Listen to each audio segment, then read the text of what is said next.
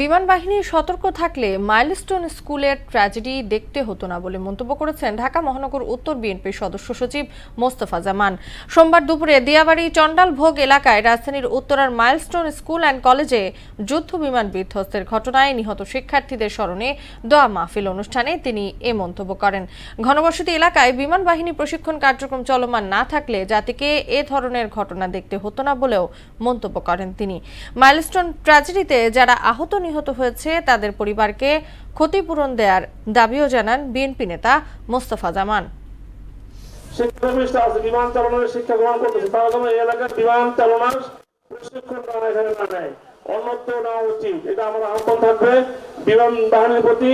এবং আরেকটা আহ্বান থাকবে, যারা অকালে মৃত্যুবরণ করেছে তাদেরকে যেন উপযুক্ত ক্ষতিপূরণ দেওয়া হয়, এটা আমাদের বিএনপির পক্ষ থেকে এবং এই দেশবাসীর পক্ষ থেকে আমি আহ্বান জানাচ্ছি।